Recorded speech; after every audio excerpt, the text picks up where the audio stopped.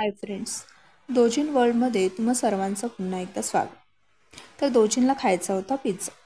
तसं तिने कधी खाल्ला नाही आहे, पण टी व्ही आणि मोबाईल किंवा पुस्तकामध्ये तिने पाहिल्यामुळे तिला थोडंसं कुतूहल होतं. मग मी घरच्या ज्या भाज्या अवेलेबल होत्या त्याचा तो पिझ्झा करायचा ठरवला. आणि त्याच्यासाठी गमतीचा भाग म्हणजे मी चपाती वापरली.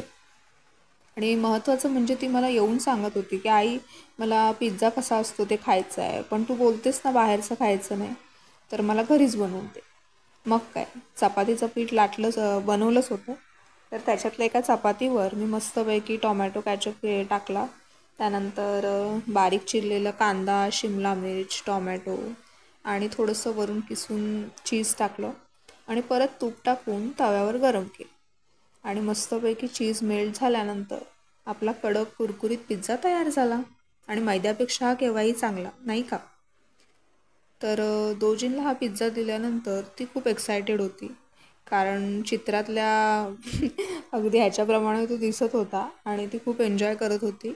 एरवी शिमला मिर्च जास्त खायला ती मागत नाही, पण अशा तऱ्हेने तिने मस्तपैकी 4ही पीस फिनिश केले. त्यामुळे मलाही खूप बरं वाटलं. तर तुम्ही तुमच्या मुलांसोबत कुठल्या कुठल्या गोष्टी अशा क्रिएटिव्ह बनवता किंवा कुठल्या रेसिपी करता, तर ते मला कमेंट करून नक्की सांगा. आणि तुम्हाला जर हे घरगुती आमचा पिझ्झा आवडला असेल तर लाईक करा आणि शेअर करायला विसरू नका. बरं, परत भेटू पुन्हा एका नव्या रेसिपीसोबत.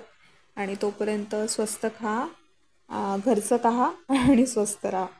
आणि दुसरी महत्त्वाची गोष्ट, पावसाळा सुरू झाला आहे, त्यामुळे मुलांना बाहेरचं अनहायजेनिक ऑइली असं काही खाऊ देऊ नका.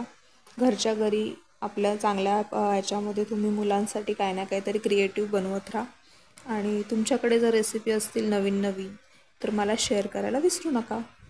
आणि परत आपण भेटूच एका नव्या उपक्रमासोबत किंवा एका नव्या डिशसोबत. तोपर्यंत बाय बाय, धन्यवाद.